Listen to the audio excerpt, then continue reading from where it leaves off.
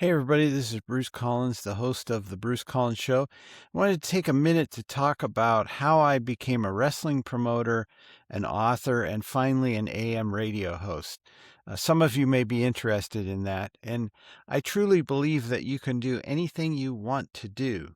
There's an old saying by Ronald Reagan where he said, "You can do anything you want to do as long as you don't care who gets the credit."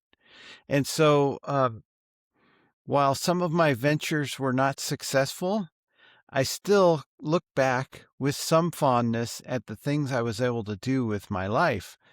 And how it all started was actually eBay. Years ago, eBay, you could sell just about anything on eBay, and there weren't a lot of regulations. Some of you may remember that back then someone tried to sell a grenade launcher. And so what I did was I was a wrestling fan. My grandfather loved wrestling, and that's how I got into it as a kid. And so I started selling these T-shirts on eBay. I found an artist who drew pictures of wrestlers in cartoon form. And so, pardon me.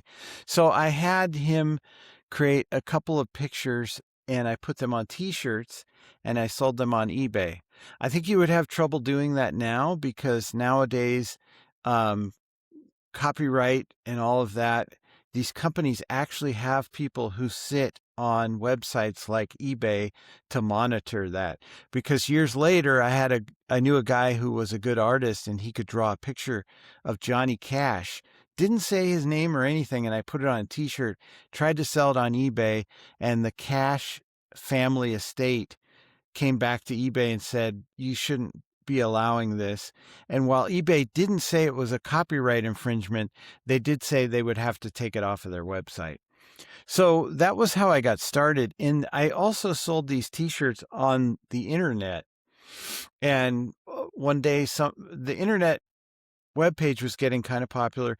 One day somebody came to me and said, "Hey, I've got this wrestling show." There wasn't even podcasting back then. This was like 1996, 97. But he said, "I have a streaming wrestling show on the internet. Can we link our websites together, kind of cross promote?" And I said, "Sure." I had never done that before, but didn't seem like a problem to me. A couple months later, I wondered how his show was doing, and I looked on his website, and it was actually he was promoting professional wrestling.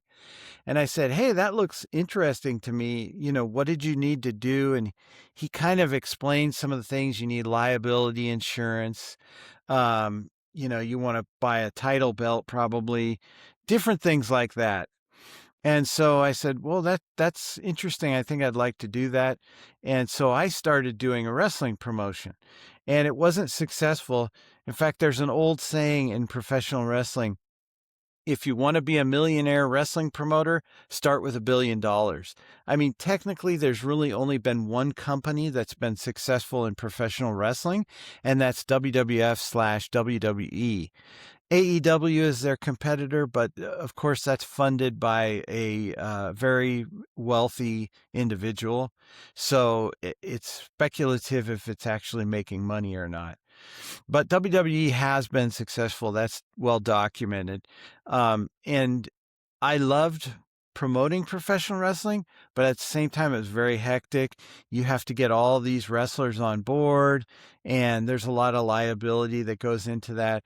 Somebody was injured at my event and refused to go to the hospital, and it was based on a prior injury he had had. But you worry about these things. Is this person going to sue me? Am I going to lose my shirt on all this and stuff? And so I got out of it, and it wasn't lucrative. And I thought, how can I take that loss and make it a victory?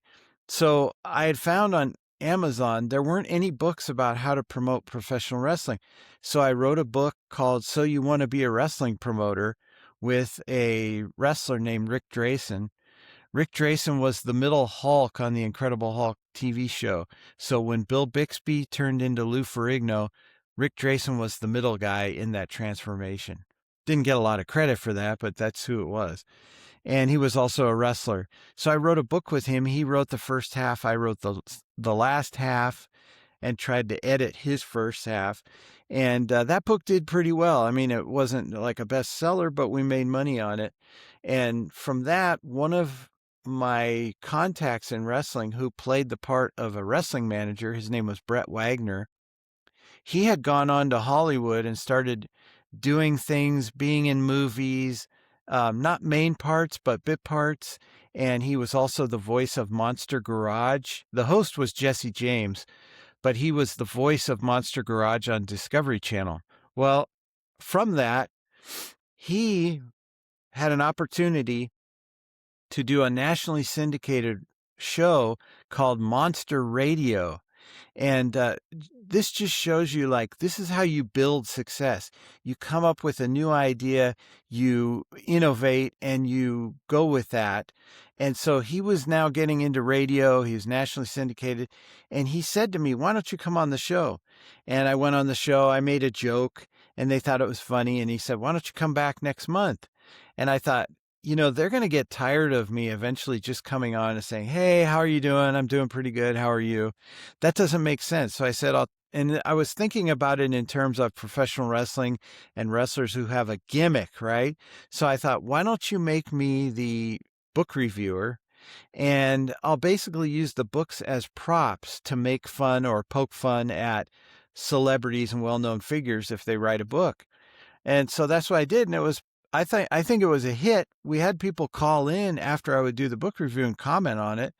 And later on, Adam Carolla, who filled in for Brett Wagner, the Big Schwag, one week, heard me, my book review, and another guy, and he combined those two elements. And when he became the West Coast host of the radio show that replaced Howard Stern on AM and FM, he took those elements and he had a character who did book reviews.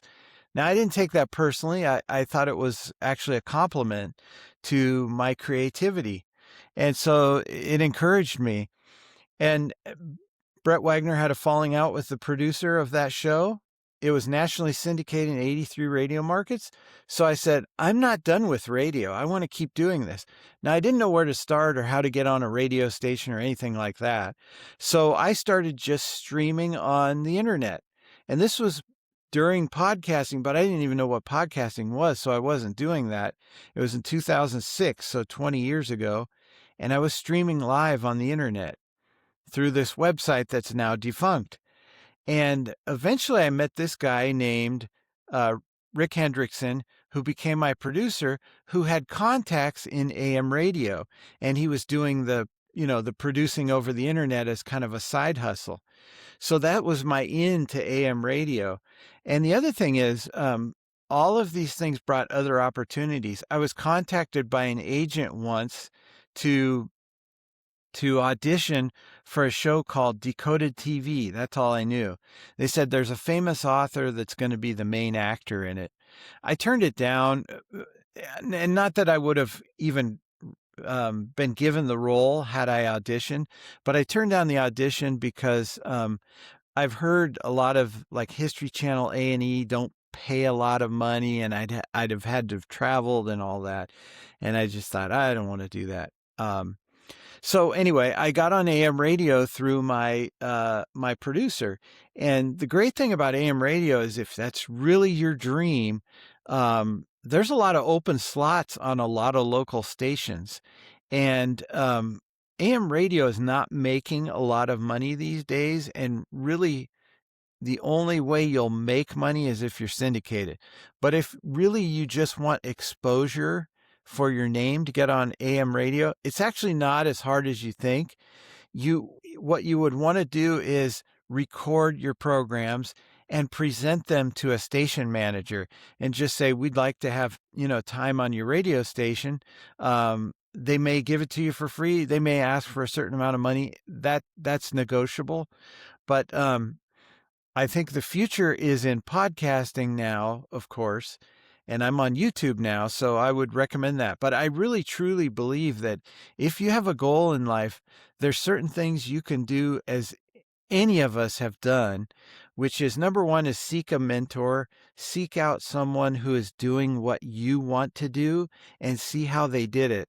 And just say, hey, I want to ask you a question, or can I use you as a reference? I'm trying to do this with my life. And a lot of times people will be honored that you're coming to them for that advice, for that expertise.